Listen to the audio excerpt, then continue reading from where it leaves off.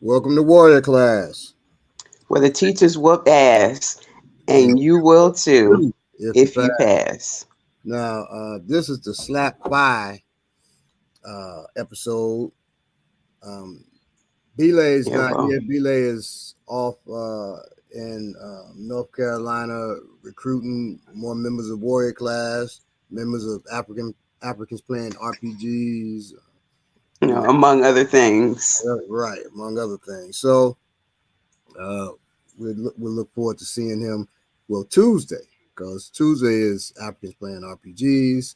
Our new show um, that plays 7 p.m. Eastern time. Uh, Africans playing RPGs right on YouTube and Facebook. Um, let's see.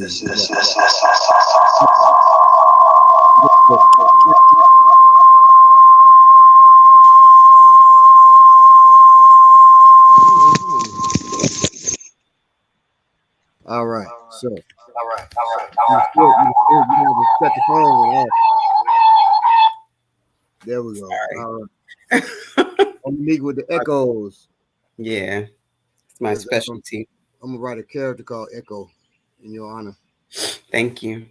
I appreciate it. I'll be hard. Peace, everybody in the chat. Quaker Anna Arcus, Dr. Jared Ball, everybody else, peace, y'all. Greetings. Peace, Dr. Ball. So, any news? Unfortunately, I don't have very much news. I have been working a lot this week, so I haven't had time to really look in. I've read some articles, but none of them are warrior news to me, and they won't be news to anyone else. Just a bunch of racist folks out here trying to do what they trying to do to us. Yeah, I hear that.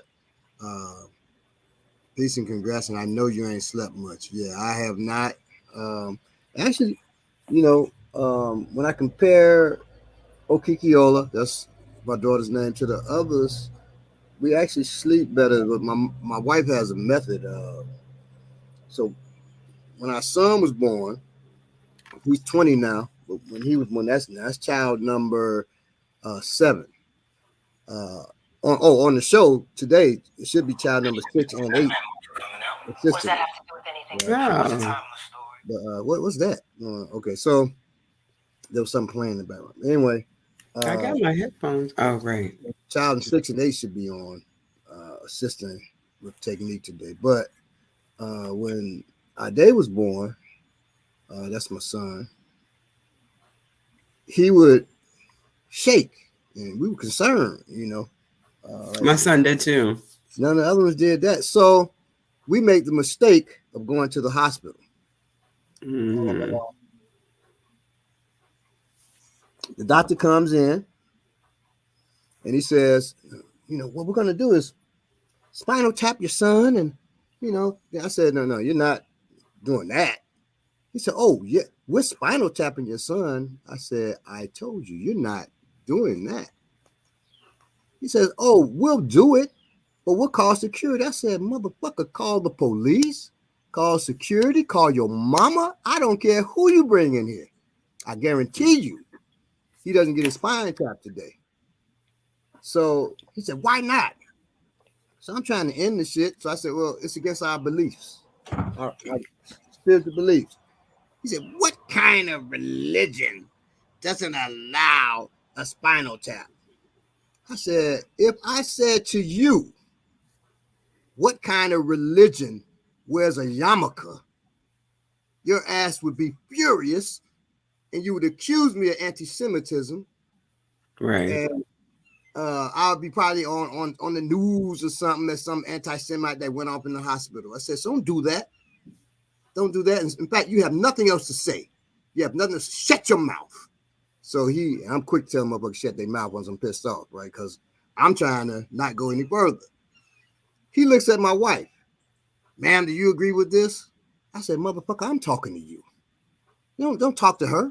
I'm talking to you. And so she said, and anything he says, I agree with. I said, see, we're a team, dude. I don't know what you think about black male female relationships. Right. That's what We're a he's trying to team, mother. play on. I kept calling him motherfucker. So he said, I'm gonna leave out. I'm gonna leave out. I'm calling security. I said, call him. I'm ready. I'm ready. Call him. So instead of calling security, he calls in this sister who walks in with a Nefertiti crown. Like that's supposed to. See, obviously, I must be blackety black. So he calls her in her Nefertiti crown, and she says, you know, you let them spinal tap the baby. And I said, sister, you should be ashamed. I know that's right. Coming in here with a Let them Nefertiti use crown, you. and you're trying to convince me to go along with what that bastard just said, and you wear this Nefertiti crown like that's going to appeal to some black part of me.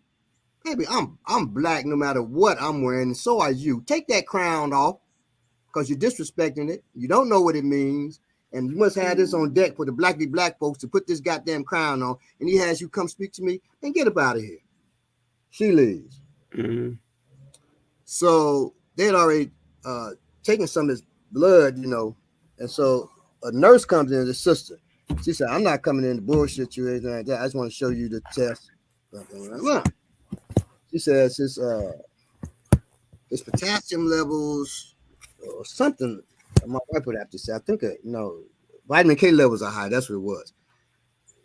So she said, I just want you to know is, you know, she said, so maybe we should look into that. I said, what does that have to do with his spine? And my wife says his vitamin K levels are high because I have been eating a lot of bean sprouts and things that are high in vitamin K. So you don't have to put the cream and shit in his eye and all that. Right. So, and that was a whole nother journey when he was born where I didn't allow them to do certain things, right? And certain things they tell you that they can't do or you can't do, they're lying. You Right. can't do. Absolutely. That's proven. And if anybody wants advice on that, you can talk to me. But anyway, after that, they said, well, we're going to get him a room because they didn't get to do none of the shit they wanted to do. We're going to get him a room and we're going to have the neurologist see him. I said, fine. The neurologist comes in. He says, the boy looks fine to me. Let's check him out. So they're doing all the tests. He's holding him up by his legs. He's walking with his little legs. He's only, I think, a week old or something like that. He's doing everything. He said, really, this boy is more advanced than, most children I see. He said, there's nothing wrong with him.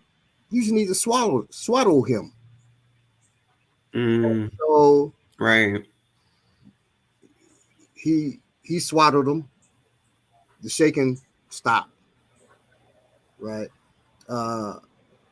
He said, I would be concerned if he was awake and doing that, but sleep doing it, children are going to do that. They're trying to adjust themselves. This world is new to them. It's that their nervous system is trying to adjust to this world. So swaddle them so they feel comforted like they were in the womb, and eventually their nervous system will just even itself out, right? And they sleep better and all that when they're swaddled. So I said, thank you. He walked out and I cried like a baby because, like I've done in actual war, afterwards, the relief is so great. And I said, we were actually in a war that I know what this shit feels like. And it's that same after tears that I'm crying. And some people may think people crying because they took lives. It's not that. It's the relief after, because you're on 10. You don't know, especially when you're black in war, because you don't know shit. If the crackers that you fighting beside may shoot you. Some crackers tried to kill me while I was in the military, and the brothers circled me while we were asleep. We were on bivouac. They circled me while we were asleep so nobody could get to me. Yeah, they're still doing that now. Of course you hear stories about that all the time. Of course they are. That hasn't changed, Well, it's probably changed since like my father was in the military or something, slightly. But so after that, I said, never again will we take another child to the hospital unless it's some traumatic injury or something like that. and the same with myself. You know, my don't take me to no hospital unless I've been shot, stabbed, and had a heart attack. Some Yeah, stuff. well, Don't take me to the hospital. yeah, something severe. I had a stroke online. Remember, I didn't go to the Right. hospital because I know what they do for a stroke.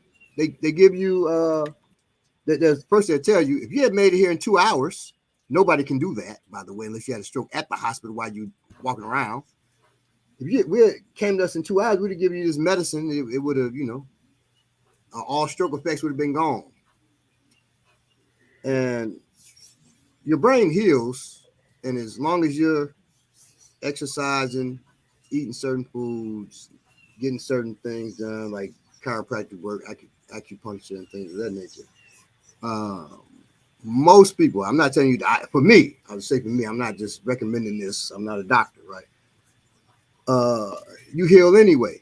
But I'm telling you, when you go, if you have a stroke and you go to the hospital, anybody on here who's had one can tell you, they give you saline solution. They keep testing. Can you read this? They're expecting you not to. When you read it, what the hell is going on? He shouldn't be able to read that, depending on where you hit your brain, where you had the stroke. They're doing. They send people to talk to you about how you, like occupational therapists and things of that nature, how you're gonna function after, things of that nature. That's thing they have for you. So the occupation, like for me, the occupational therapist came in and I said, well, we're gonna make sure the house, everything is clear. We're gonna, set. She said, no, no, no, no, no. If you got children's toys or a pillow on the floor, we want that because we want you to learn to walk around it or walk over it or step on it. It's uneven, so your body learns to balance itself again, right? So all these things that we get, I got to take this and this. And I do take high blood pressure medicine, and wish I never did, because once you take it, if you get off it, you have a rebound effect, and you can have another stroke, and it could be a fatal one, right? Um, but I'm slowly weaning myself off that. But I gone cold turkey on it and ended up with the stroke you saw online was from that, right? So don't go cold turkey, but wean yourself. And you have to wean yourself scientifically as well. But anyway, after I was saying that as far as swaddling, learning to swaddle, we swaddle the baby, not Right. Ikiola, and she sleeps probably in a.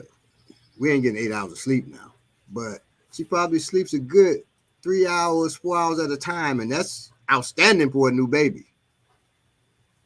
And what my wife does, as soon as she goes to sleep, she goes to sleep. It's like, Right. She's smart. right.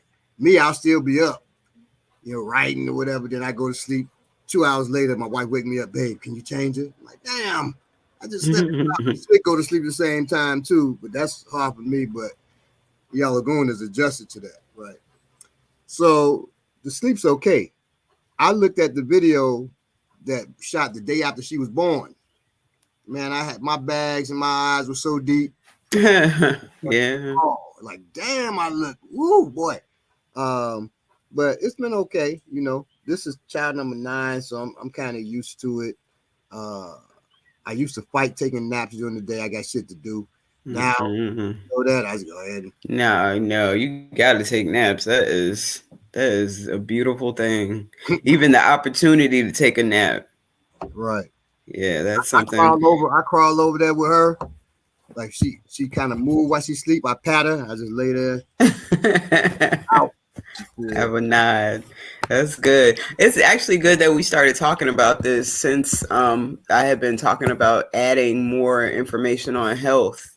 Um, it may not necessarily be exactly your own health, though that will affect your own health too. And I'm talking about pregnant women and women who are giving birth. Uh-huh. But like personally, I gave birth at home, and the midwife didn't make it, so we were actually transported to a hospital pretty quickly afterward. And so I had some of the same experiences as you, only I didn't know as much as I needed to know. So there were some things that I did let them do that I regret letting them do. There's other things that I knew to tell them no about.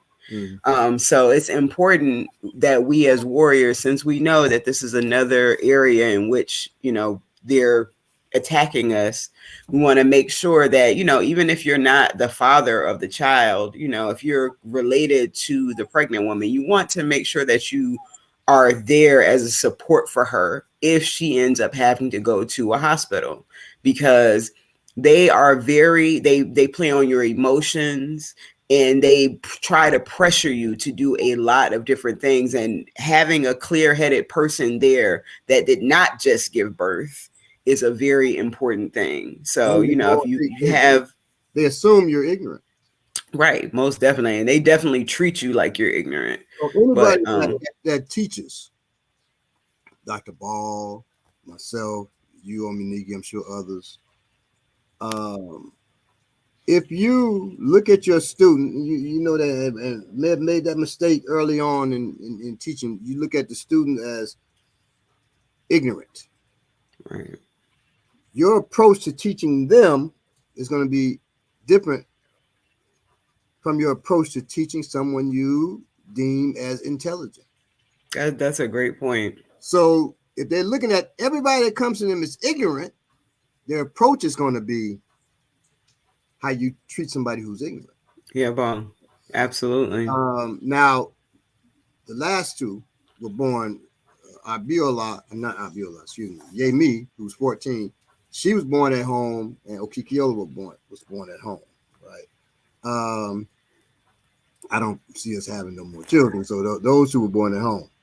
The rest were born in the hospital, and I think about the journey as you learn more, you get older, and you having children, and they're at the hospital. My oldest daughter, I said the other day she was 30. Yesterday she's 37. She's not. She's 30. She'll be 36 this year. At the hospital, I was young, so 19, and we're at the hospital.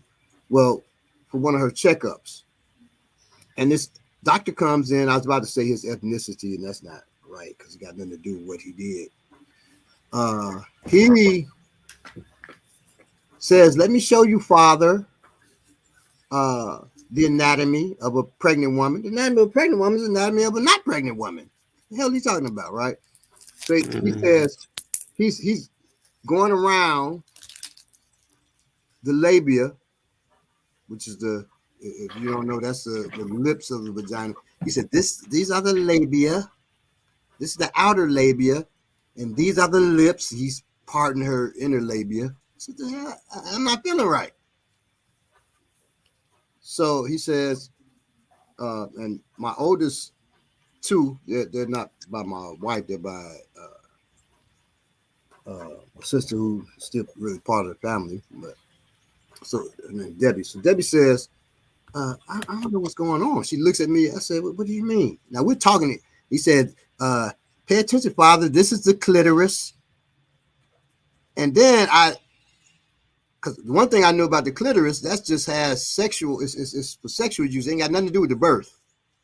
I said, oh, what are you doing? And the nurse wasn't in there. Anyway, so what are you doing? She said, I don't feel right. I said, look, stop. And I yell it, and the nurse comes in, everything fine? And she looks at him. I said, well, he's spreading her vagina, and he's rubbing her clitoris. And she says, excuse me, can I talk to you, doctor? And they go out, they're talking. She comes back in, finishes the exam. She's not doing what he was doing. He doesn't come back in. But see, so we knew we didn't feel right. Something was wrong, but didn't know enough to take action against that doctor. Didn't know enough to never go back to a hospital again and deal with those kind, with pregnancy or anything like that, right? So those kind of things happen. I was ignorant as hell. Yeah, Bob. That happened with the second child. I knew better. I'd have whooped a doctor's ass. Okay. So the stuff we don't know, man, we got to really educate ourselves, and that is something that we need to do. Maybe if I can find OBGYN doctor to bring on here, or maybe you and them, as a guest, and maybe you interview them or something like that, because that needs to be dealt with. You Yeah, know, bon. people need to be educated. I know I don't have as many children as I've been blessed to be the father of. I don't have the ability to talk on that. I don't feel I had a right to, really, too much on that. But I think that's going to be something I try to do. I know some doctors who are uh, OBGYN doctors who are holistic doctors. So I think that's going to be something that we deal with. Yeah, that would be great. I do know one person, but I'm thinking I have some ideas on that. So yeah, that would be a great thing. The family would benefit from that greatly. So we Now, should definitely do that. thank you, Franny French and Peace. She said it was sweet to see the baby last night on BPM anniversary show. I've missed it. Yeah, she was there. Oh. I kept forgetting to mute the mic, so she was cool. And then she started complaining after a minute. She wanted her mother, so you hear her on there, yeah, So with her, she does, and like I day too, my son, they're very similar. They only complain when they want to eat or they want to be changed. Mm-hmm. They're not just crying for the hell of it, right? Yeah, my son was like that too. Now Mm-hmm. they just snap off, Mm-mm-mm-mm-mm. whatever. They always telling you something. They can't speak, so crying is how they communicate. But she had plenty to say. I say that. And the thing with me, she hated, unlike most children, she hated riding in the car. That would set Oh her off. wow. Most people, let's take a ride, and it calms the child down. Child goes to sleep. You do that, she's going to snap. So Wow. I take her with us while we train. Well, we take her with us while we're going to train, and she would just be snapping. As soon as the car stops, she calms down. She was different. And I told her as a baby, I said, if you go to sleep while we're driving anywhere, as you get older, I'm gonna wake you up. So I stuck to that probably from 5 to 7. Like, oh no, because she would go right to sleep even now. I'm like, all that hell you gave us, no, don't stay up. Keep that same energy. That is terrible. Mhm. Yeah. So, and Quaker Anna said, doctors at my Nepali sister-in-law's labor lied and said they couldn't hear the baby's heartbeat because they wanted to force compliance. Fear Mm-hmm. and unnecessary C-section. She had kept questioning them till this. And let me say this too. Right. We talked about the midwives. Now we had a midwife, and shout out to, I won't say her name because I won't say she's cool, but our midwife and we hit several midwives, and you said the midwife didn't show. That's been happening. I don't know if these midwives need more doulas to assist them or what's going on, but one, midwives aren't cheap. No. So, you're not showing up, and I'm not angry at the sister or nothing like that, but you're not showing up. And our midwife is brilliant. She knows exactly what she's doing. Yeah, my midwife was great. Even There was just a mix up with where I was. I wasn't where I was supposed to be. see, our midwife, one, lives in a whole nother state. So she would drive all the way from that state. And I'm not talking about Alabama, which is right next to Georgia. She would drive all the way down here. All her clients are here, so she should move here, honestly. Right. But she's driving, and so there were times where my wife would be upset. She's not gonna make it. We're not gonna have. She shouldn't be like that while she's pregnant. But it's not just her. It's several midwives, and the midwife we had before her, who actually, our midwife now was that midwife doula when we had our day, right when our day was delivered.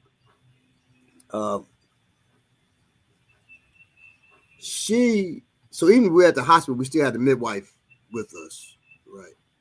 But when our day was coming, it was just me and one nurse because I refused. I wasn't letting them do what the hell all the hell they wanted to do. So they were like, "We're leaving." They left. I said, "Well, leave, chump." So they all left.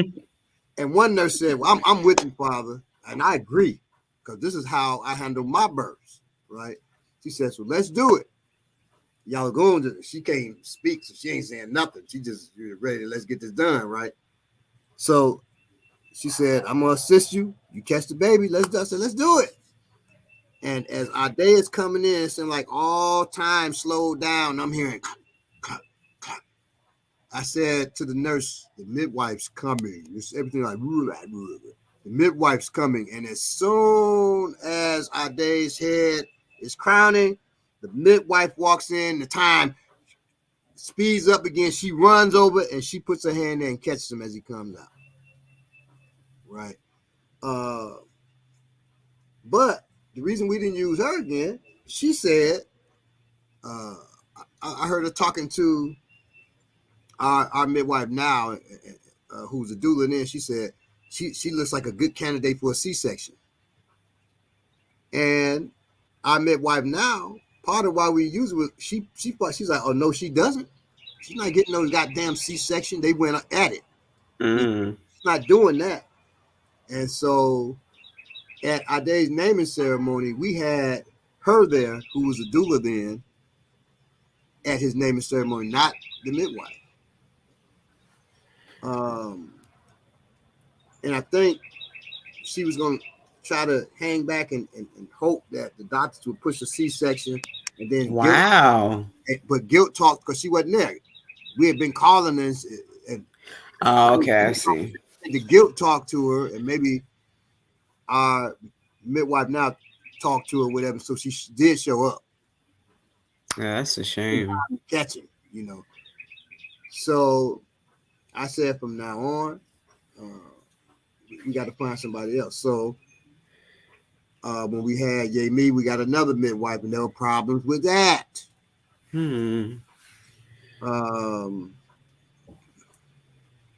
It's something with, I'm not talking down on midwife shit. My mother and all 12 of her siblings were born by a midwife. They were all born at home, So even back in the day when my wife's sisters were, "You need to go to the hospital," with her older sister. Nobody else was saying that, but her older sister. My mother stepped in and was like, there's nothing wrong being born at home. Me and all my siblings were born at home. Yeah. Being at the hospital, so don't let these people convince you that you have to have a hospital birth and it's better, you're safer. If you want to do it, do it. Absolutely. Yeah. There was a campaign against midwives and moving moving childbirth to hospitals.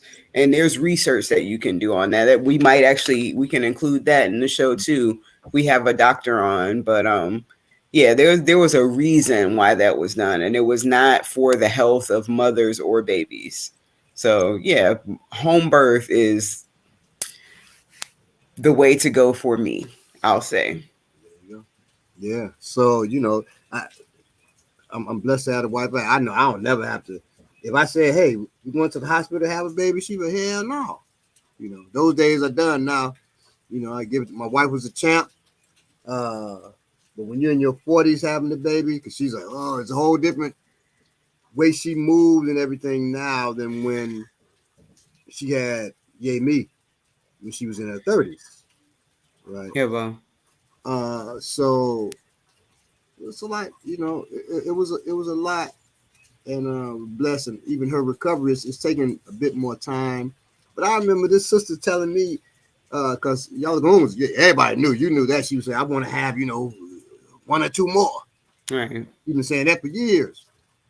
And this one sister who was respected at that time by many people, was like, "She shouldn't do that.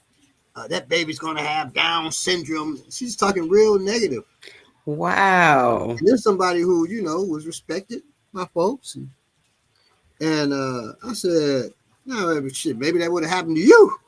Maybe people are just going through things sometimes when they make these ridiculous, ignorant comments. That's her fear. So I said, maybe that happened to you. I said, my wife's a champion. I watched my wife. We shot this fighting film, and we only had the gym with the boxing ring one day because this guy, he coached boxers, so I can only give it to you one day. And I said, okay, we got this place for 6 hours. We have to shoot 5 fighting scenes, and a fighting scene, one fighting scene may take a couple of hours. And I said, dear, you know how much that takes. You're gonna have to set it down. She said, I got this. Mm. And she shot 5 fighting scenes within that time, and I mean to the point she was just totally gassed, jacked up. Now that's shortly after having me, right? Wow. And we got her everything back together, massaging her and everything, and she went through it. But so I know what type of wife I have. So she's not going. She's strong. Yeah, bro. I mean, when dudes can't get the car tires off, they call. Can I speak to y'all? Going, hey, I can't get the tire off my car. It's stuck, or the lug is stuck. I can't move it. All right, we're coming to help. We pull up. It ain't me going over there. She gets the tire iron. Whoa, whoops. She does it like that. Yeah, that's why I don't do it, because I'll be in the jacked up shit like I just did. So she goes, turns that thing, Excuse me, the lug off, and then I just browse. I could have done that easier, but they wanted her to do it, so I let her do it. I know damn well. She makes me feel better. Like she'll come in and give me the pickle jar. Like she can't, do it. So I, and I say, man, I can't. We're gonna have to get another pickle jar or something. There's something wrong with this pickle jar. And she'll just take a peek. I say, hey, man, what going on? I say, I loosen it for you, and that's how you got it. Right, of course. So she's always been teamwork. Right. So she's always been strong as hell, man.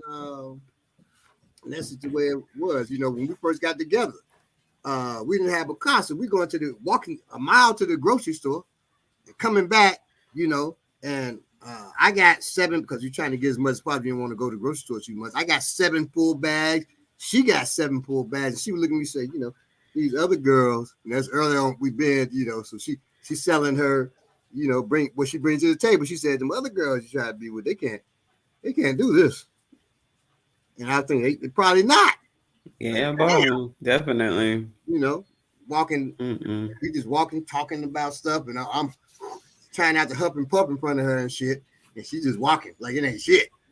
Like, God damn, man, so I knew when she decided, okay, we're gonna have another baby. I'm just with it, because she got to do all that work once the baby, it's time to come, and she did it. She was a champ, man. Her and the baby were the champions. I just was there for support. That's beautiful. Heart racing, scared, because she was Lagoon. She sat on the toilet so long. I thought the baby was going to be born in the toilet. I was terrified. The midwife was cool. I said, the midwife was born in the toilet. She said, yeah, probably. If she doesn't get up, yeah, probably. I'm like, how is she so calm? But that happens, and like you're gonna get flushed out of the toilet. So hey, but she got up. She said, I'm ready to go. So me and my daughter me helped her get up. She walked to the pool. She said, I'm gonna climb in the pool. So she sat down first. She stretched, did some squats and shit. Then she took my arm and she walked into the pool. When she sat in the pool, the midwife said, you want to sit down and in there fully? She said, not yet. She laid against the pool and I'm rubbing her back. She said, all right, let's go. So I'm about to lower. She said, I got it. She lowered herself into the pool, and goddamn, I went to move around the side to watch her. She said, the baby coming. She said, the baby's coming. And Yami ran into the room to see. And by the time Yami ran in, out comes Okikiola. She was waiting to be in that water. She's a water baby. She loves water even now. So, shit. I got to give it up to women with that kind of strength. I ain't got no problem. And when they had physical strength and shit like that, hey man, look, my mother would always say to me, your wife is strong. You just got to give her a break. She need a break. She ain't gonna say it. She's not gonna say she need a break. Just give her a break. Because everybody knows she's not shit. She ain't gonna say nothing. She getting ready to drive over to her father's and take the baby over there now. Just she ain't gonna just sit there and convalesce for 6 weeks. It ain't gonna happen. So we're about to get into it. Yeah, I wanted to read a comment from, I guess I don't know, if QKR Anarchist, but he said Quaker Anarchist. Okay, excuse me, Quaker Anarchist says a good book on European history of corrupted capitalist controlled pregnancy, labor, births is Tina Cassidy's book called Birth. And I mean, it's not just, there's definitely lots of resources on when you can see the concerted effort to move birth to the hospital. So, but if you want to start there, there's one book. It's an industry, shit, Exactly. So, never forget, business is warfare. That's not just rhetoric, man. That's for real. So, once in any business that's similar to yours, know that once you're in their radar, it's on and popping. So be prepared to defend yourself. You have to learn to defend yourself on different fronts. Absolutely. And have a thicker skin. We're going to deal with that anyway, but literally and physically. Now, that's why it's only appropriate for us to make that transition to including other topics too, as far as warrior class goes, because of all the different areas of life where they're making war on us. But it's funny. I've been noticing certain martial arts shows that existed way before us. Different platforms that deal with that. They're having very similar shows nowadays. Interesting. Kind of switching up how they're, talking and stuff like that. Now, there's some great ones out here. Great. And of course, their production value is better. But we got heart. We're scrappy over here. But some folks, I'm like, man, I'm noticing the change and the things they're talking about, and for me, it's always been, even whenever I teach whatever, there are associated things, so you can't just like African Martial Arts Institute. Yes, we're going to do martial arts, but there's mindset to that, and there's a way to move within this world. A lot of martial arts schools don't teach that, so you have these folks with these esoteric ideas, or they don't. All they talk about is martial arts. They can't talk about shit else. I have friends who martial arts instructors call me, and all they talking about is martial arts for 2 hours. I said, man, I'm out.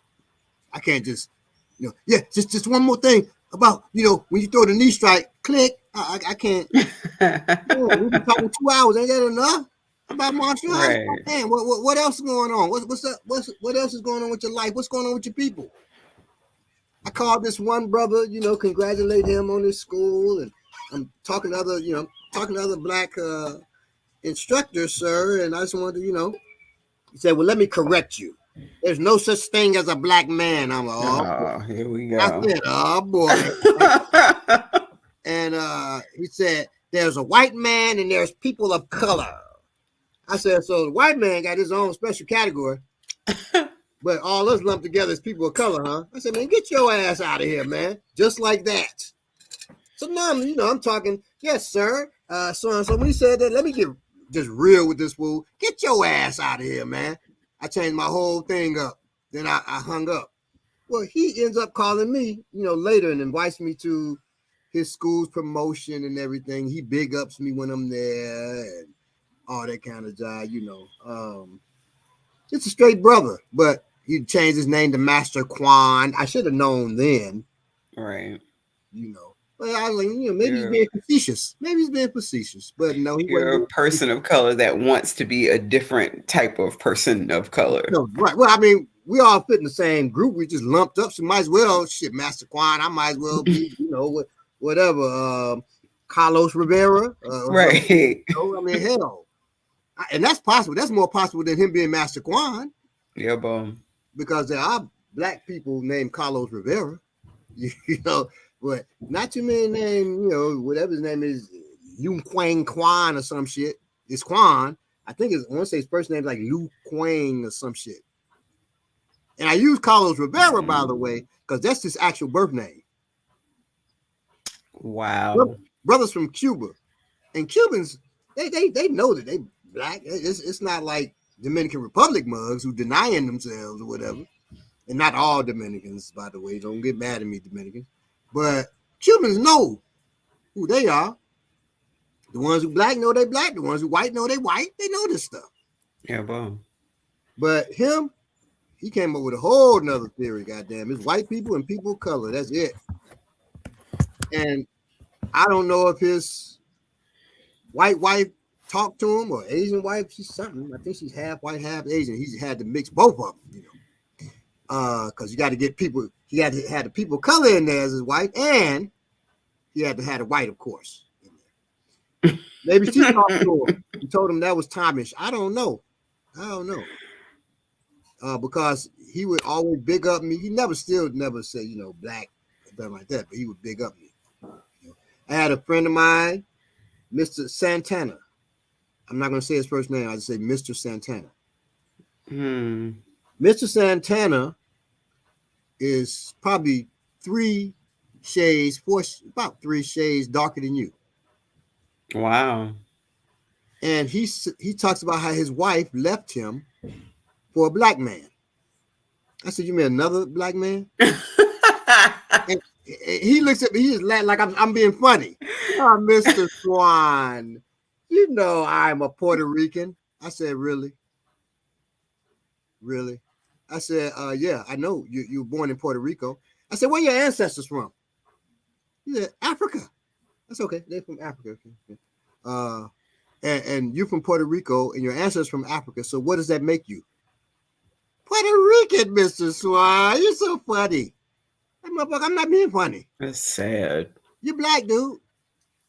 You're black. I said, Malcolm X said, just because a cat has kittens inside the oven doesn't make them biscuits. Yeah, boom. I said, you're black. You're African, like me. I said, in fact, shit, you way darker than me. You call me black, right? Yes. But you wouldn't call yourself black. I'm Puerto Rican. Total confusion, man. Absolutely. That is when you are in total confusion. You look in that mirror and you're seeing something other than yourself. It's willful at a certain point. Well, of course. After you live a certain amount of time and see enough. You're living in Chicago. Because those white folks going to let you know. There you go. Especially back then. So Chicago at that time was the most racially segregated city in the world. There were places, I don't know if they still exist, Marquette Park. We couldn't go into Marquette Park in the 90s without, we could go there to shop. If we didn't get our asses out of there, we still risk getting killed. So there were places we can't go.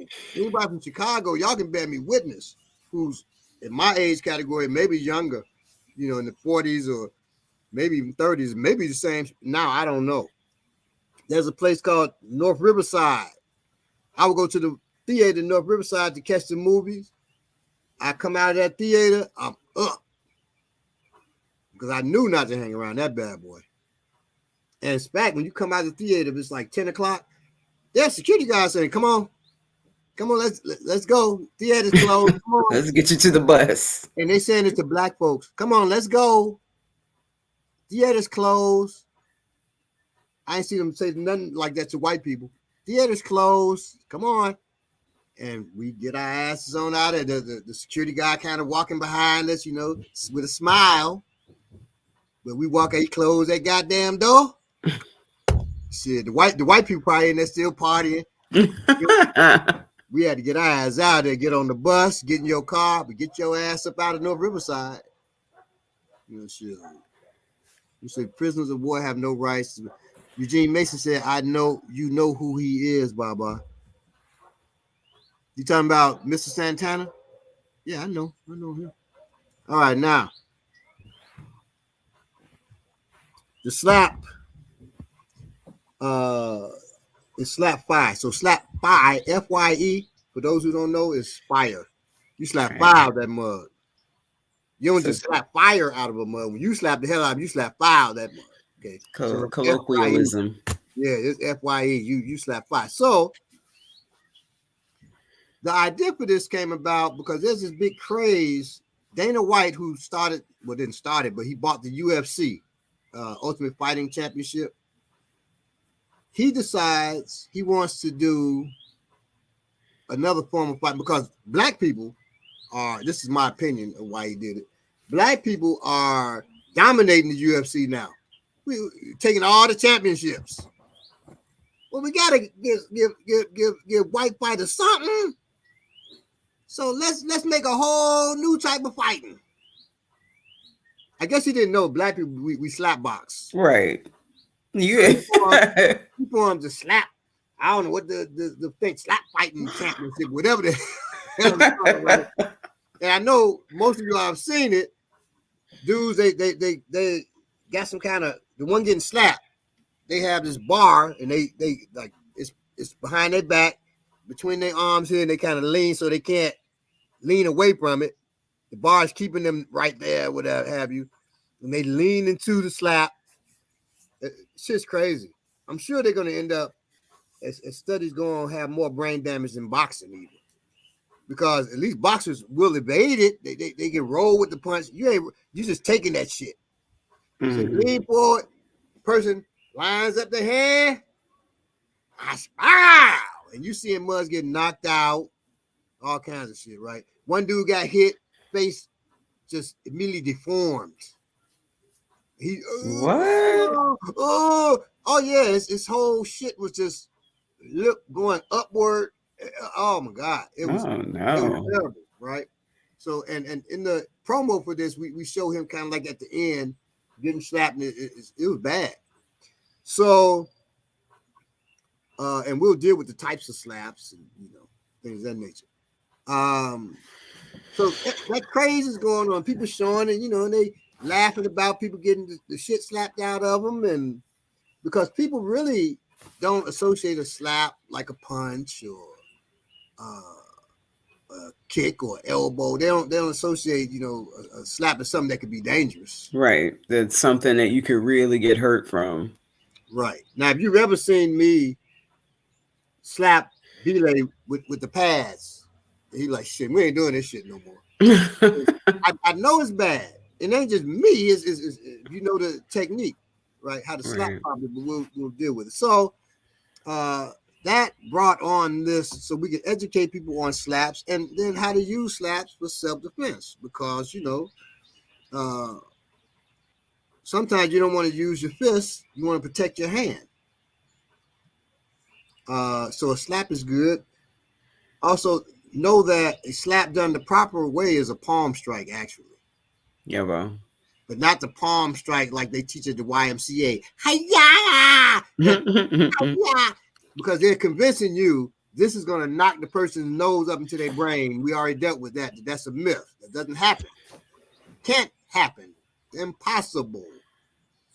No matter how hard I pushed it, this is gristle, and that ain't going to do shit to my brain, even if you knocked it up there. The bone here is connected to my skull. At the most, it will crumble if you hit hard enough, but they ain't going into my brain. It's just going to crumble with them little shards, ain't enough to pierce the brain at all, or the sac that is in. So that is a myth. Nobody has died that way. Okay. At worst, there are 2 black eyes and a bloody nose. You're not dying from that. Okay. If you're going to use a palm heel anyway, the best thing to do is hit to the chin. So you knock the head back with force, and you may knock them unconscious. That's what an uppercut does. It knocks the head back. It forces the head back, compressing the spine, and that knocks them unconscious. Okay. Yeah, boom. So that's the best thing to do with that, or if you're down on your knees or whatever, you strike them in the groin. Other than that, you can say this shit here. It's ridiculous. All right. So we're gonna get into the slapping. I was deciding whether to make this title this slap happy. I like slap 5. So slap 5 is what it is. All right. So all right, we're gonna get into it. Okay. So on the 27th of March, 2002, as we all might be familiar, during the live television broadcast of the 94th Annual Academy Awards show, co-host Chris Rock joked about Will Smith's wife, Jada, who had a hair loss affliction known as alopecia areata. Though her husband laughed at the joke, Jada didn't seem amused at all. Smith then walked on stage and slapped comedian Chris Rock in the face. Will Smith's name will forever be associated with that decision. What's interesting to remember is that comedy is built around insults and comebacks, and Will Smith has made millions of dollars in comedy films and TV shows and has done stand-up, or has even done stand-up. Some people can dish it out, but they can't take it. You see in the video that Will Smith was laughing at the joke. He didn't seem to be offended. However, when he saw his wife was disturbed, he made a choice. What were some of his options?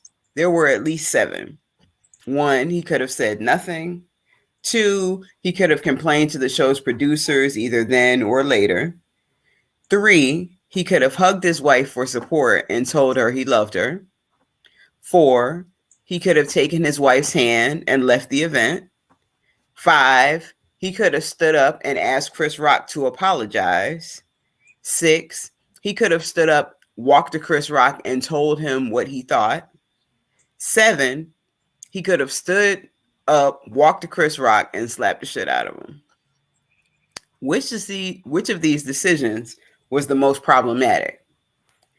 If he did anything other than walk up and slap Chris Rock, the spotlight probably would have been on Chris Rock for a tasteless joke. But that's comedy. At least it used to be. The only decision that could damage Will Smith's own brand and risk him being thrown in jail was the decision he chose, which was to slap the shit out of Chris Rock. In every confrontation, there are potentially 3 fights, right? So Ominiki talked about those 7 decisions. It could have been more, but those are 7 that would have commonly been made. But there are 3 fights in every confrontation. So it was going to be a fight. But what type? So number 1, fight 1 is the verbal insult or attack. Okay. Fight 1 that started with Chris Rock's joke. And Will Smith could have fired back verbally. You know, sometimes when you're insulted, you have to restrain yourself to stay safe, or for the other person who insults you to be safe. Because sometimes you got to make sure your opponent, if you will, is safe. For whatever reason, could be a bunch of people watching. That person could be a loved one who just went off the rails and said something crazy. Uh, so sometimes, and it seemed Will Smith refrained from getting into a verbal altercation. So if he could refrain from that, could he have refrained from the physical? You know, and I'm not judging Will Smith on this. It's just we analyzing this truthfully. So when you make certain moves, you know how you should move. What's the wisest move for your own safety, the safety of others? Uh, is it about ego or is it about protection? Those two different things. They can be wrapped in each other, but ego sometimes get a bunch of people killed. You just disregard safety. So just watch it. The goal is always to end the confrontation in fight one. That verbal thing is to end it. Okay. This is where it pays to develop a thick skin so that whatever someone says to you doesn't penetrate and strike your ego. That's a sign of strength if you can do that. Okay. Yeah, words have power, but so does fortitude. Okay. Words have power, but if words have power, they're delivered by you or by somebody else. That means you have power. Then you have power to resist that. Have a thicker skin. Okay. There's a huge difference between a verbal insult and a physical attack. So had Chris Rock slapped Will Smith's wife or just threatened to slap her, we would expect and applaud Will Smith for at least slapping the shit out of Chris Rock. If Chris Rock had slapped Jada or said, "I slap taste out your mouth, Jada," and Will Smith went up there and slapped the shit out of him, we'd be applauding. Right? That didn't happen. In fact, I'd be expecting it. Right. Damn it, tear his ass up. But that didn't happen. Slapping someone for insulting your wife doesn't remove the insult. The insult was still there. And it doesn't improve the situation. Okay. Had a person call my wife the other day. She's trying to help them. She has a lot of clients and stuff that she's helping. And this person being resistant to his own help, so that's fine. But you're talking greasy to my wife. And I'm in the background listening. I said, dude, he got one more thing to say, and I'm gonna step into this conversation. And he calmed himself down. She's like, you know, he can hear you. I said, you think I care, right? But it's good I didn't when you think about it, because what was it going to do? It would have taken the aim from her, and me and him would have gone at it, and it probably would have gone further than just a conversation. So it's best that and is that ego? Sure, it definitely was. It wasn't, she know what job she has. She was handling it. And she was handling like the shit just bouncing off her. And it was bouncing off her and jumping on my ass, and I was just right. So, and I think about it with myself. Sometimes the ego gets there, but we all got to have a thicker skin. Now, when it comes to when I'm in a situation where I feel physical combat is probably inevitable, my whole demeanor changes. Now I'm not talking about, well, shit, I'll visit you. I'm not, it's no conversation now. The visitation is there, right? So there's no need to be angry in that. If you're in a physical confrontation, your ego can't. It better be out the way. Otherwise, you could lose that confrontation and you could lose your life. Okay. So it's a dangerous habit to let people control your emotions. Dangerous. Yeah, Bo, absolutely. Especially if it's someone you don't know or whose opinion you don't care about or shouldn't care about. I mean, who cares what they say? Okay. So people insulting, saying certain stuff, like somebody gets on here, says something crazy, I saw the baby. That baby was ugly. About my child. I don't know that person. You know what I mean? And I know that that's trying to bait me. Right. Uh, Now, depending on what happened during the day, shit, I might have time. But that there certainly would be ego. There'd be ego. It wouldn't be the smartest move because if I just stop and think about it, like this person don't know me, don't know my baby, fuck them. Right.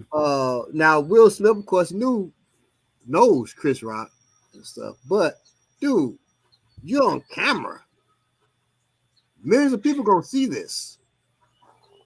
And the slap was terrible, by the way. He's slapping and moving away. I analyzed it first to check to see if it's a work, if it was BS.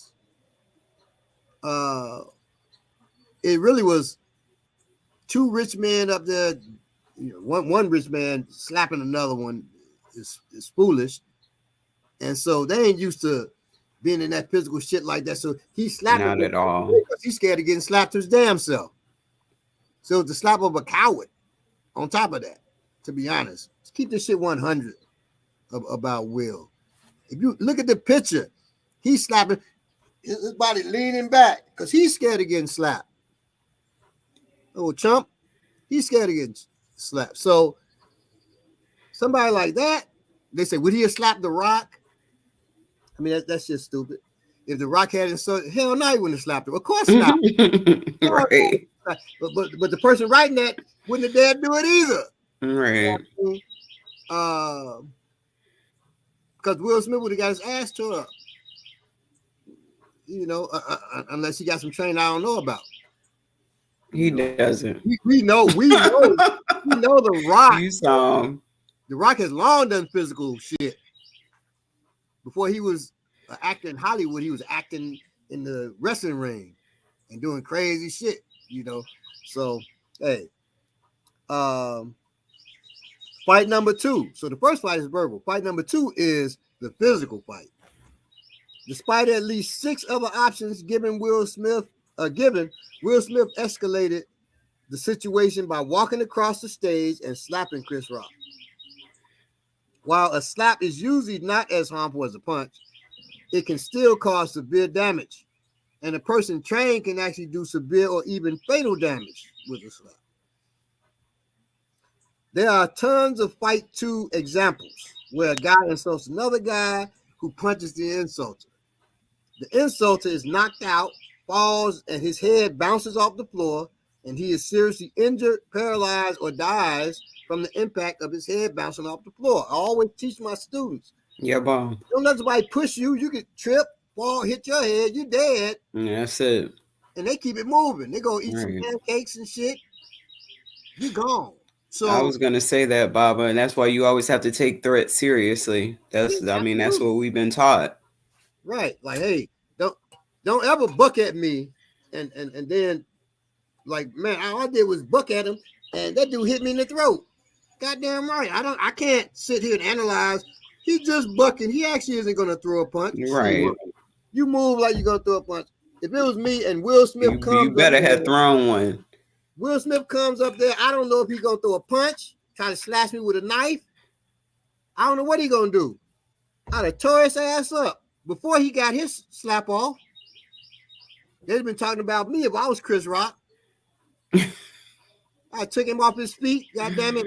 Right. You know, and then just mounted him and just slamming elbows into his face until he was unconscious. I don't know what he was trying to do. They like Chris Rock attacks Will Smith, you know, shit. Will Smith shouldn't, and then Will Smith would have lied and said he was just going up there to ask, you know, please don't do my wife like that. He'd have lied and said he was taking one of those other decisions. Right. And it's funny that you say that too, because we talk about training and how Chris Rock's from Brooklyn, you know, Will Smith is from like West Philly and all. These are tough areas, but these dudes have not been in any fights anytime since the 80s. Right. You know, I mean, we've been seeing them on television. So that's the importance of training. That's something that we've talked about. It's like like Bele says, you might have been raw in high school, but you know, what's going on now? It's 20, 25 years have passed. I know some cats Well, I was talking with the students once about running, and I had Olympic times, right? And chose not to go that route because I wasn't going to be nobody's monkey jumping when they say jump and shit. That's why I said I really regretted. I actually said that. I regretted saying it because once I was at Howard, I wanted to run again. And they're like, "Nah, man." The coach was actually the one who I said it to. He said, "But we'll accept you on the team. You could be the water boy," insulting me and shit. And then maybe next year we'll let you run. They were never gonna let me run. They're gonna have my ass because of what I said, being the water boy and shit forever. So I said, all right, and I just left. But I'm telling the students, and they were like, Bobby, you talk like you still think you're fast. I said, oh, I am, pretty fast now. And so I can mobilize. I said, I don't know. And that's what he first moved here. So I can mobilize 41 now, but he was 26 or some shit like that then. I said, oh boy, I still hand you some now, 27. I said, I still hand you some. Because our ego is there, right? So it was me and several Kunle, XP. If XP's out there, he'd know. XPJ7, some of you have probably seen him in the chat before. It was I hope somebody has a video of this. we were running. That'd have been beautiful. I tore their asses up.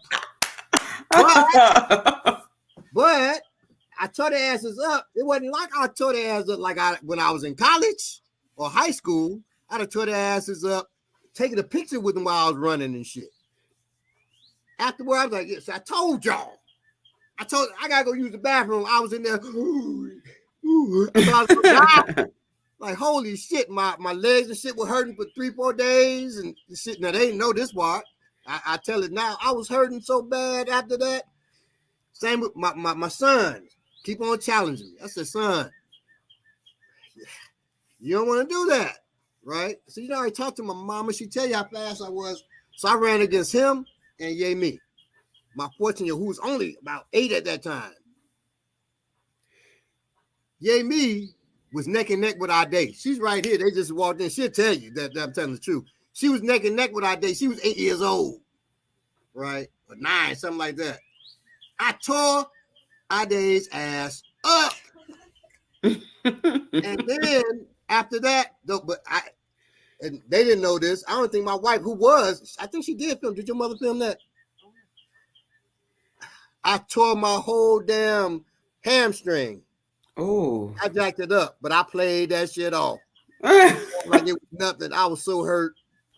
So, yeah, you may be been raw in whatever it is you did in high school, physical. Right. You ain't the same raw. Now, I'm great with martial art technique now still, right? But I didn't care about getting into, like, I'd be like, I handle you, your boy's boy. I didn't mind. I wasn't trying to fight 3 people at one time, but I'd fight 3 people back to back with no problem. I ain't doing that shit now. Well, I don't have nothing to prove. And I know if I did that, they'd be putting me in, after I knocked them out, they'd be putting my ass on a stretcher somewhere with a heart attack. I ain't trying to do all that. I ain't trying to do all that, y'all. That's why I'm at the gym now, be going to the gym. I'm trying to get myself back in shape, with not be fighting multiple people, but to be in good health, in good shape, because I'm not in my 20s, 30s, even 40s anymore. Okay. Yeah, Bob. I'm closer to 60 than I am to 50 now. So damn that. Okay. All right. So the 1-second decision can change your life if you're in the physical fight. Fight 2. Fight 3. The third one and final one is the legal battle to keep you from going to prison. Okay. This battle will usually be fought by you in a jail cell for the next year or 2 while you're mortgaging your home and selling your possessions to pay the legal bills. Not to mention any medical bills or personal lawsuits filed by the fool you slap. Okay. Punch, kick, whatever it is.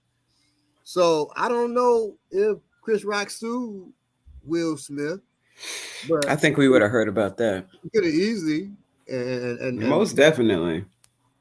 won that. Okay, so choose your battles wisely, y'all.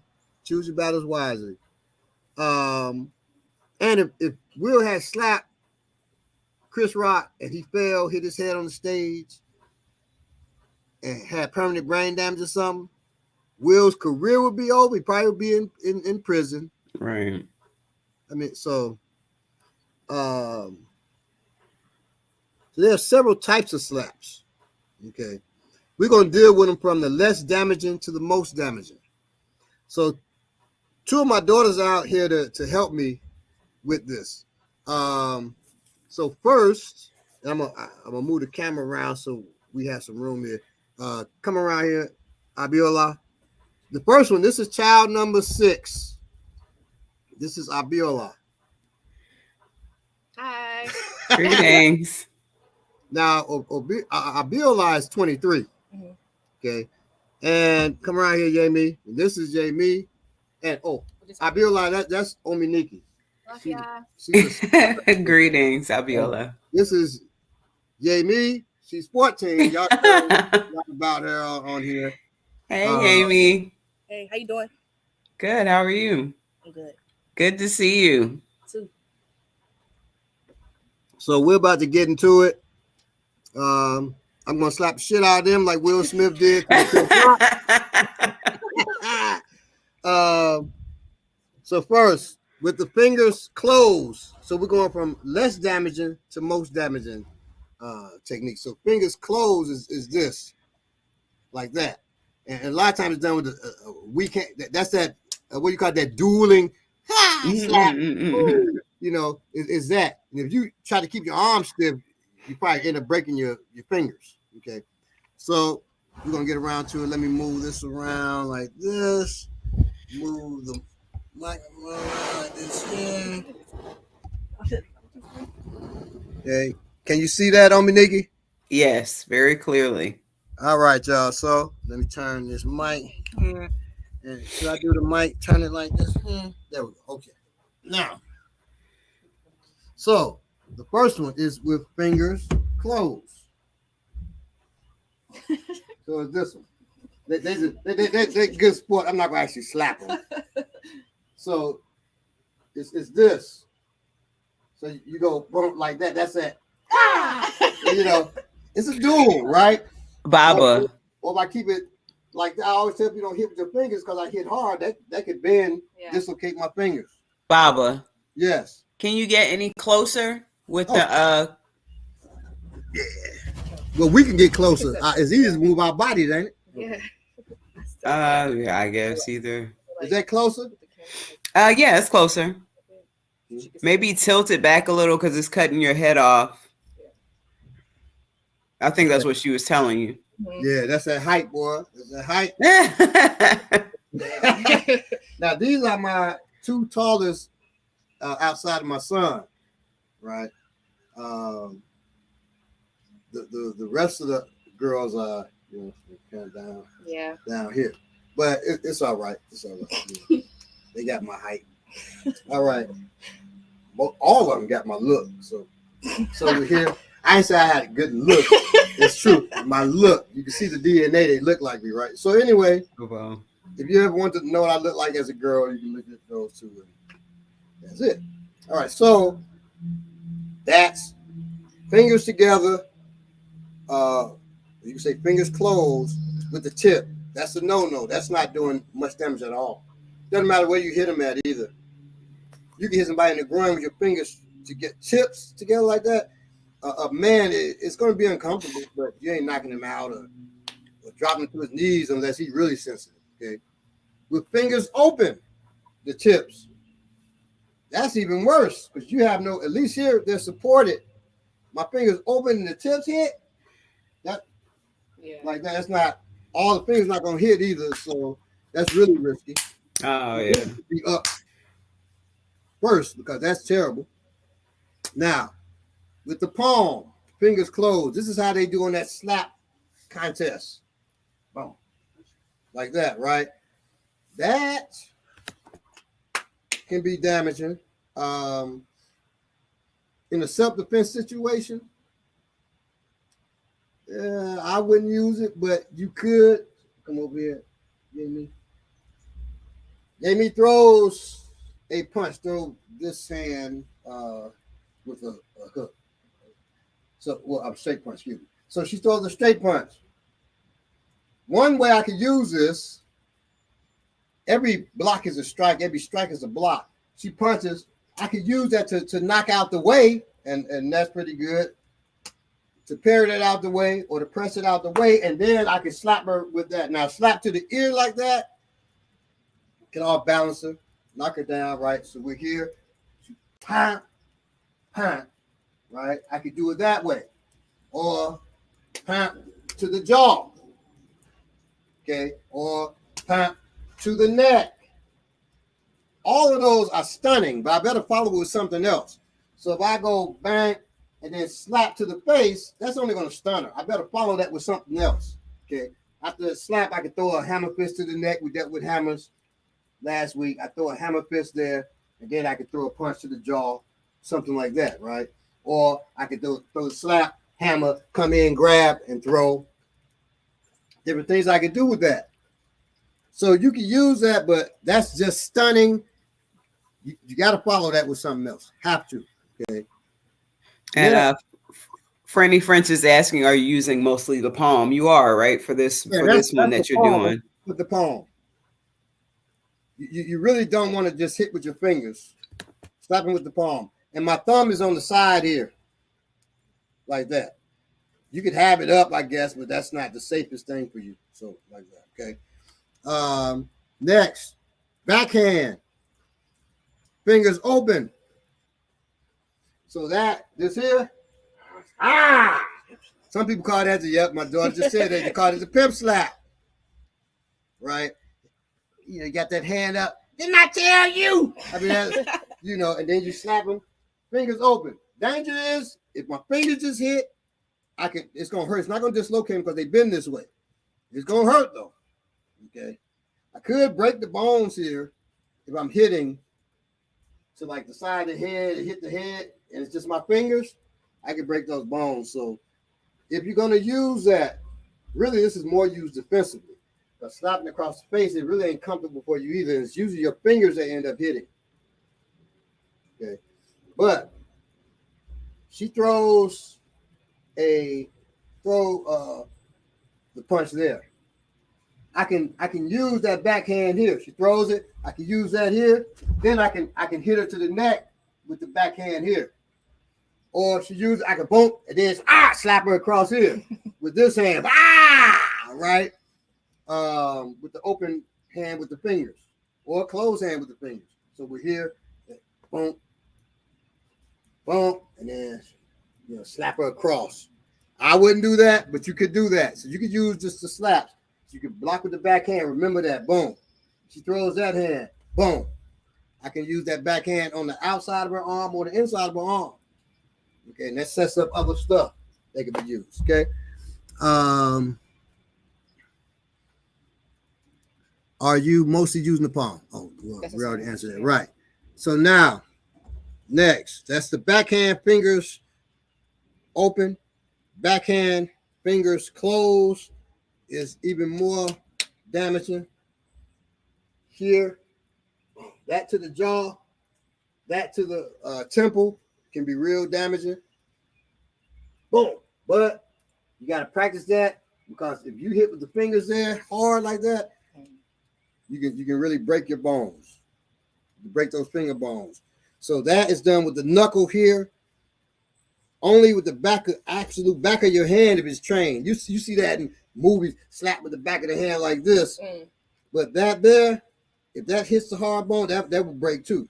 See how those bones are pretty thin in there.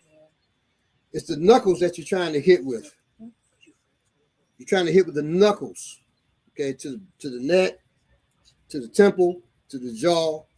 That's what you're trying to do. Okay. Nikki's back. Okay. Now. Sorry about that. I almost had to slap my child downstairs. There you go. You've been All right. Palm, fingers open. This now out of all these 7 strikes, this is the 6th. It's the second most powerful strike you can do with the hands open.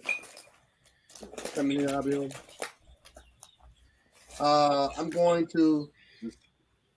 not going to hit you in the.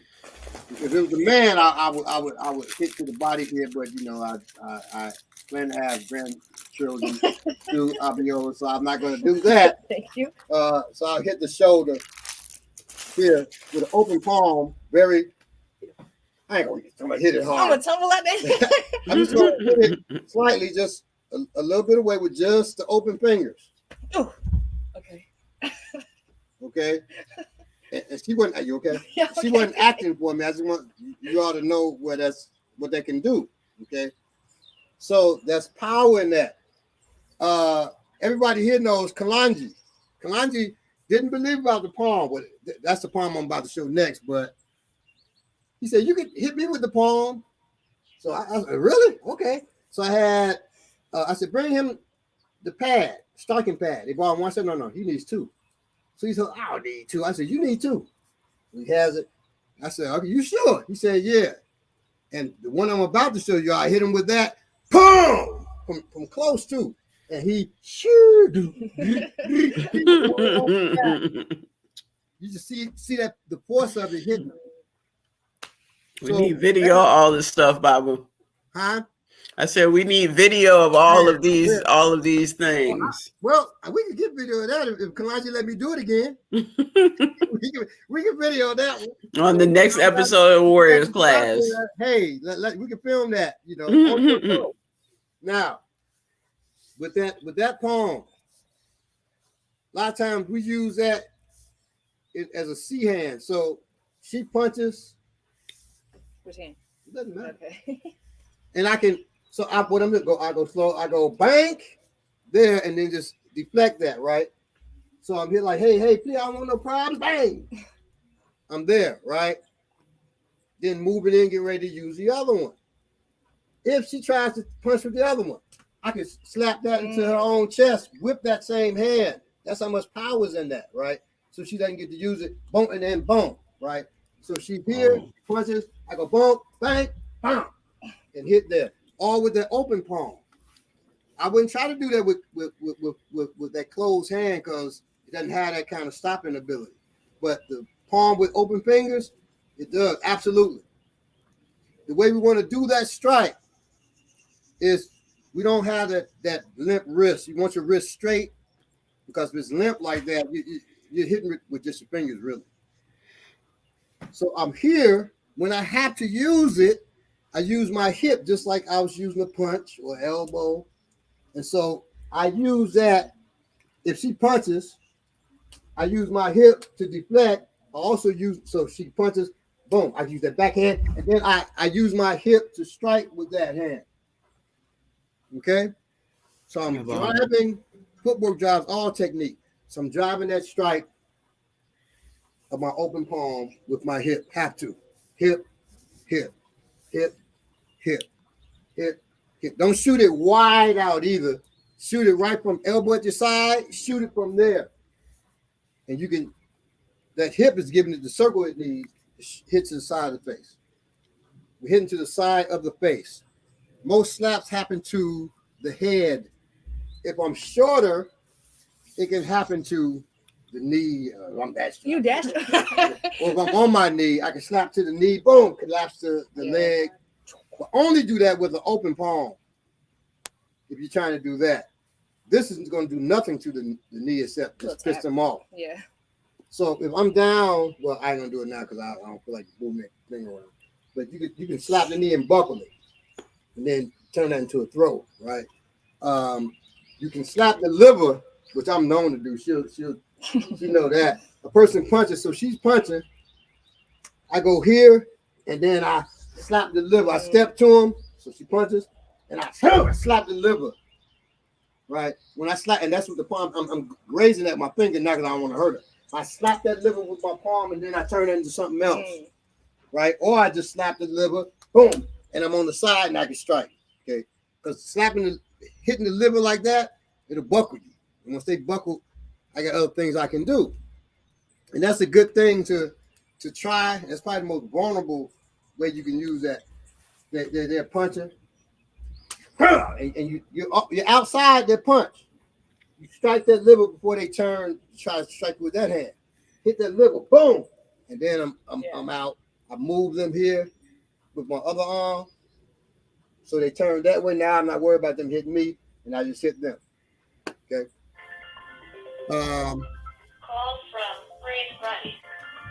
Call from Franny. Franny Prince called you. Wow, y'all know each other like that? It did sound like that, didn't it? Could do that at the Bloskers. Exactly. That's the Bloskers slap. I slap different from Will Smith. All right. So now the final one is palm with, we call this the pickle jaw. So palm with fingers open, pickle jaw. Okay. Because you want the fingers kind of to make a concave type of look, like you're grabbing a big pickle jaw, like you're holding the top of a big pickle jaw. So it's like that.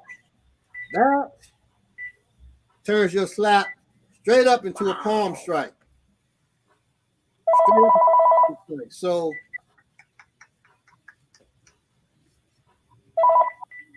grab that pillow right there.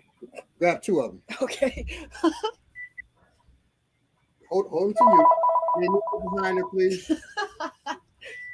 So just get ready to catch her. Okay. David, catch me for real, please. I'm gonna try not to hit you that hard. So now, this man actually hit a child. We're a different kind of family. We definitely are. So this, I'm gonna stand to the side. Just know that I'll be hitting to the side of somebody's head with that. And I'm not gonna hit her as hard. I'm gonna be from close. I'm not gonna hit from like turn my hips into that like that, because that still would devastate. I told you how it's Kalani. So I'm gonna hit here just enough so you can see that. So it's that pickle jaw. You want that pickle jaw in there. Let your hands kind of fold from the pickle jaw so it hits that the palm hits. So you don't keep just your fingers hitting like that. The fingers kind of give in as you strike, and still convex or concave. You see it, right? Yeah, boom. Use my hip like that. Okay. You got it? You all right? Okay. You good? So that would be boom to the side of your head. And really, boom, boom, rock both sides, right? So you rock it that way, then you rock it this way. Because the force is going that way to the head, you rock that way. Okay. Or to the ear. Okay, which I've used a couple of times and dropped people. Thank you. So now, so at the Bloskers, as Franny Prince said, I might do that. Somebody say something, keep my wife's name out your effing mouth. And then I go up, maybe the ear doctor say something. And then I go up and I hit him with the BPM. It's gonna look different though. I ain't gonna be leaning back. It's gonna be and ear doctor speed to be up in the air. He like that. That'll be the thing. Then I go back, sit down. That's keep terrible. my name out your effing mouth. And he ain't saying nothing back because he's just out. It would be that. So now, no, poor ear doctor. Jared said, "Not bad, old man. Thank you so much." Thank. Ping one said Bruce Leroy. Yeah. We were doing that before Bruce Lee or Bruce Leroy, African folk. Yeah, boom. Slap the KKK in the what? Nuts. But you can't slap the KKK in the nuts because they got the big long robes on. But you slap them in that damn conical mask and that shit fly off. Boom! Or you don't want to fly off, you just want boom, and it's all bent. After you slap, it's all bent. Right. That boy slapped the hell out of me. Yeah. He said slap the KKK in the head. Okay, yeah, exactly. You hit him in that conical head. B-Lady said, peace, classmates, looking good. Well, thank you for your stamp of approval, B-Lady. Thank you so much. Glad you could come in for a few minutes. So when you all are working on this, Jared, if you're working with your daughters, have them hold big pillows and just hit it. You bigger than me, so be careful. Just hit a little bit, you know. Just work on using your hip, and you don't even have to throw the force into it. Just work on hitting with your hip first. Hit that with your hip first. Hit that with your hip first, and then I would suggest not if you're gonna actually hit, don't have them do that. I do it with them. They're more used to that. Well, unless you want to get your girls used to it. Make sure the pillows are thick, and then you throw boom. You know, with about half force into that. Get used to it, and then you can do that on grooves and stuff. You say you want to do it. You do them. So you want me to catch you? Oh, okay. So Jamie wants me to hit the thing, and she get caught. I told you a different type of thing. That's what happened. Now I'm gonna tell you. So no, you two. No, hell no. Because I'm gonna have to be the one catching you. So. And we're not gonna do that with one pillow. So now, my fifth daughter, Yetunde, for my birthday, she gave me a knife that was made from a shotgun shell. Let you know how different we are, right? And that was great. You know, I think at the time she was probably 15 when she gave me that. Maybe a little older. So now, put your hands out. I want to hit your fingers. You got it? So you gave me one to get one. So you got to put your hand on it right there. I just don't want her to fly to me too hard. No, but she's going to take force like that if you have her forward. Oh, she's just going to go straight into her. Yeah. So we don't want to take force like that. Oh, I thought you had ripped my pillow down. I was going to tear this thing up. Yeah. All right, so we're here. Boom. So, Jared, if you're going to do it, just do it like, don't throw your force of that. Just use your hip, your hand, have it like it about your, have your elbow at your side, and throw your hand standing to the side. I would say stand more to the side. That's safer. Here, boom. There, okay? That's all you're doing, like that. Okay? So that, you know about, that'd be nasty. And we don't want nasty like that. Make sure it's a pickle jar, and you let your fingers collapse into that, okay? You're on the ball of your feet, just turn to your hip. And this for everybody, in there. See, that's all you got to do. If you put, and you're going back, you're not, so you want slight bend in the waist, that would be same amount of force that you use on them, and you don't want that. Bend your waist slightly. Okay. And that was just me pushing that forward a little bit without using my hip.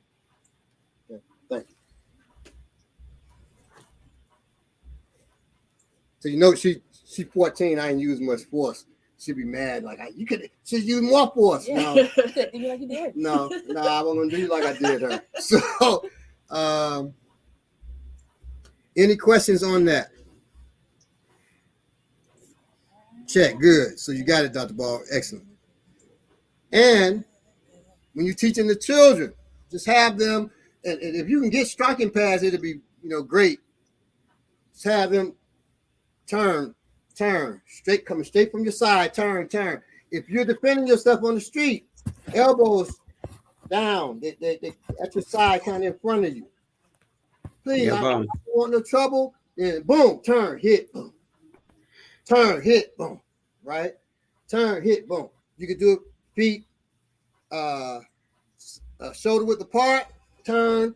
You can do it one foot in front of the other. Front, rear. Okay? They can go to the ribs. It can go to the leg if you're on your knees. Or if you're just short. Well, if you're short, he must be super tall to hit his knees. But but a lot of times, like you against Belay, somebody his height, then a lot of times the ribs are open. They point at you saying so and so, boom, to the ribs, right? If I did that, I'm a righty. This is attacking the left. That'll be the left side. All you got is ribs there. The pancreas and stuff like that. You have to really hit them hard with a slap to damage that. But you hit boom to the side of the ribs, down here, even at the worst, they're just distracted, like right? That distraction that opens up the liver or it opens up the face. If they and that's open, hit that liver. Now it's opening up other stuff for you. If they like a trained person would do, they breaking down from that side, but they're protecting the liver. Now the temple is open or the jaw. Okay. With the fingers in that convex position like that, hitting the neck is not that easy. Hitting the neck is not easy. My fingers going into her face and stuff. It's easier to hit the jaw or the temple with that.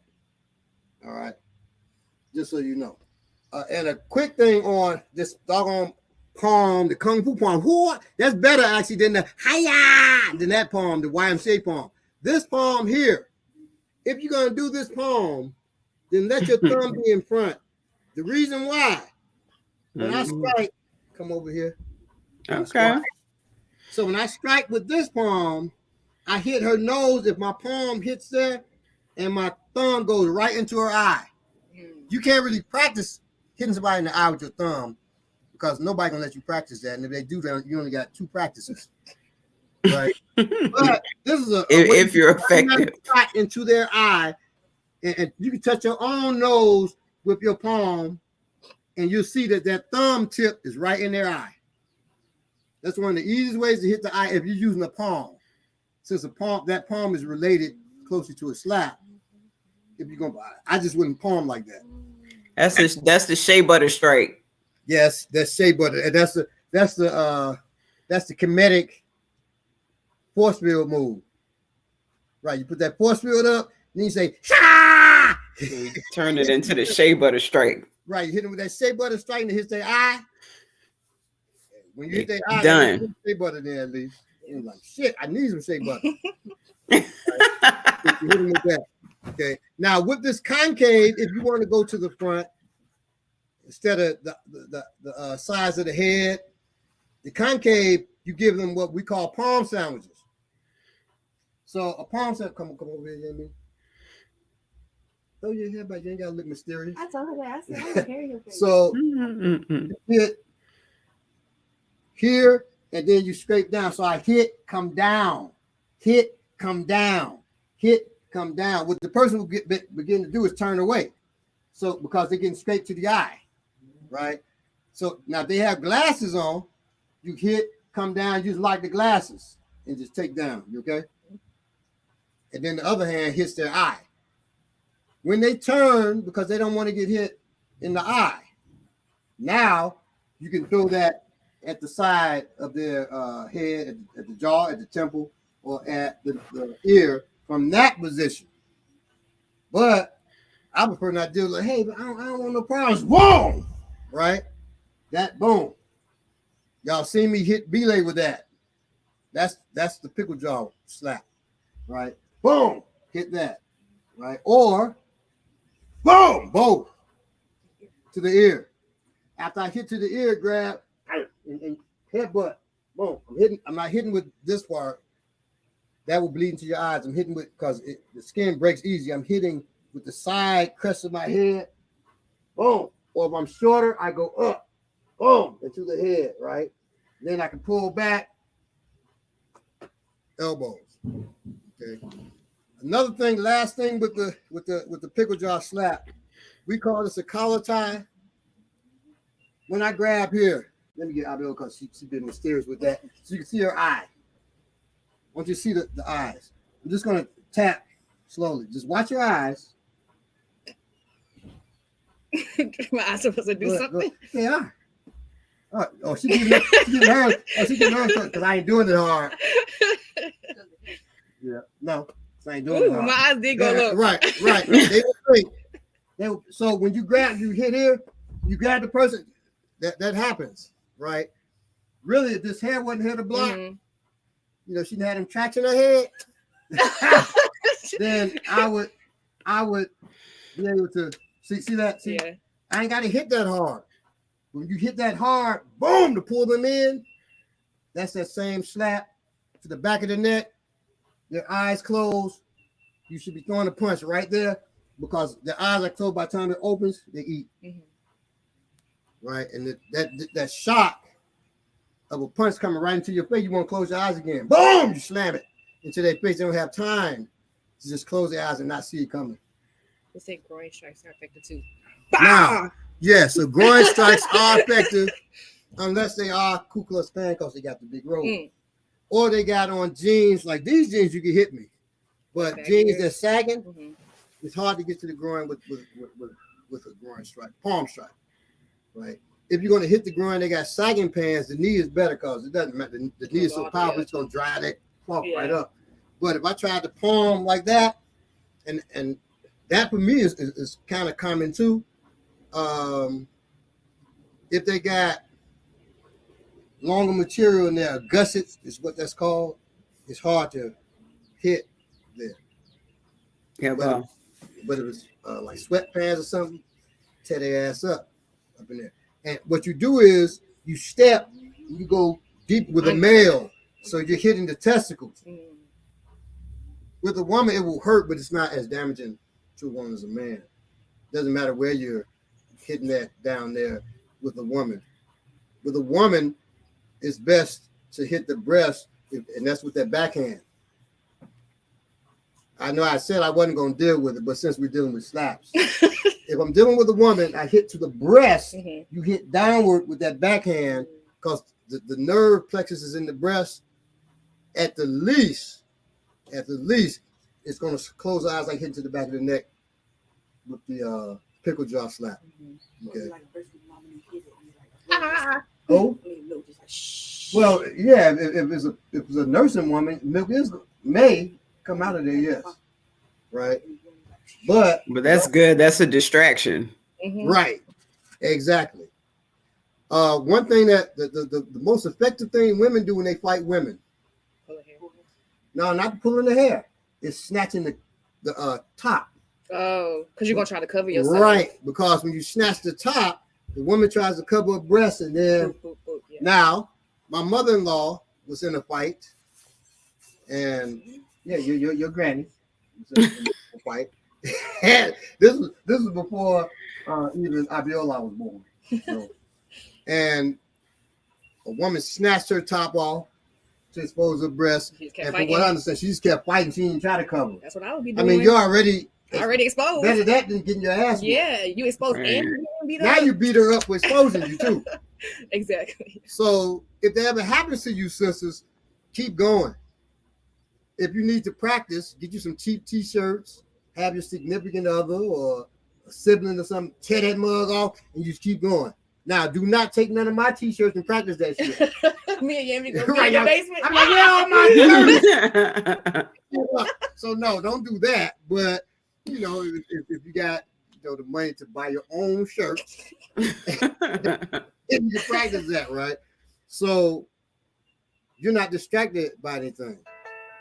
A friend of mine told me one time, man, I'll fight you. I just pull your pants down. I said, that shit ain't gonna work unless I trip, my ankle. Yeah. I'm gonna still fight you because I'm exposed now. Oh no! Even if I pull my pants up, I'm exposed. Right.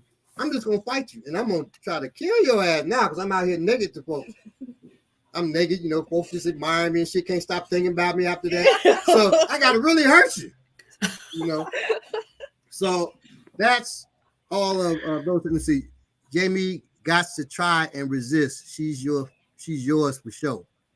Try resist what? Oh, you're talking about when you hit when she was like trying not to go back as far? Shit. She don't want to resist that. She get boom, really get hit. Right, they have a song called Warrior Soul Fits Perfect. I want to hear that. Check that out. Any questions thus far?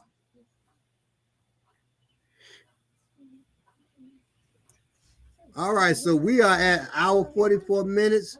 You got anything to say, Ominigi?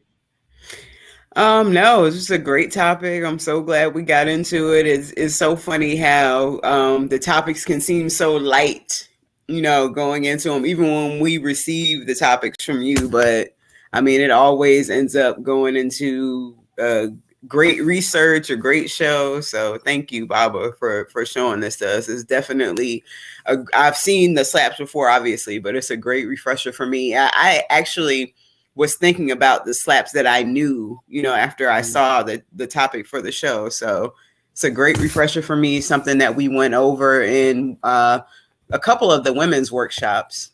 So, right. definitely something good for the family to be practicing at home. Thank you. And thank you all for being with us. Dr. Ball said, thank you all. I love this. Thank you so much, Dr. Ball. Just working, and it will be very effective for you and the family. This has been great. The subtleties of slapping. Exactly, Randy French. Dr. Ice Cold Carter provides a private tea ripping workshop for for a select group of women in the community. I bet he does. I bet. And they better be slapping him too. Let's see. So thank you all so much for being with us. I thank Abiola and Yebi for helping us out. Thank you. And we plan to have them on some more shows and stuff. And wonderful. A show for teens and youth. Abiola is no longer a teen, but she can assist in that. Yebi's still a teen. She's a youth. She's a youth. Yeah, for sure. Yeah, so I want to do that. I've only been hesitant because I've been worried. We do curse from time to time on the show, and I don't know if YouTube would snatch us for cursing, and we have a 14-year-old on the show. I'm not sure. So when I talked about I would restrain myself at least from not cursing. And I'm a lamb, so it's really rare that I curse anyway. Because I'm a lamb. I'm a gentle lamb. Right. Yes, absolutely. Yeah, exactly. So, I really do it. I heard Peace Family, love y'all, go daughters. Yes, absolutely, Franny friends. Everybody go slap that like button. Oh, yeah, exactly. Yes, please. Slap the like button. Oh, yeah, and from now on, Dr. Ball, when they say slap that map, when y'all say that on Revis Morning Show, you have a different perspective of that now. Think about which slap is being used on that map. Right, a pickle jar. Oh, so Dr. Ball said it is labeled as targeting youth. Google gets very strict. Okay, so yeah, if we have the youth on there, then we could not use colorful language, if you will. All right, so we will work very hard at that. I mean, I can do it. It ain't like I'm cursing from my mama. so it can be done. We just stay very, very cognizant of what's going on, because I definitely want to do a youth self-defense class on here, or how to protect the youth and how to teach the youth to protect themselves. So yeah, definitely. So we got 2 future shows out of this. Maybe we'll do that wrapped around an actual youth workshop. I've done free youth workshops several times. So maybe we'll do that. That'd be the first workshop of 2023 that the African Martial Arts Institute does. And then we'll do it in conjunction with Warrior Class. Yeah, Mom. All right. So thank you all so much for joining us. Thank you. Love y'all. Most definitely. Appreciate y'all. Stay black or whatever it is that you may be. All right. And people ask that, what do you mean stay black or whatever it is you may be? Because we have different people of different ethnicities that watch the show. Yeah, bro. I believe Pang, one of our new listeners, or one of our new watchers. Pang, Franny French, different. Be proud. I don't know about, I think Quaker anarchists maybe. Be proud of what it is that you are. But, and all of us, make sure you teach your people, if possible, to be better people. Because we all got learning to do. Yeah, bro. You got me? So stay black, or whatever it is you may be. Love y'all. Be safe out here. Yeah, be safe in your home. Peace. Peace. See y'all next Saturday. All right, family. All right, y'all. Much love.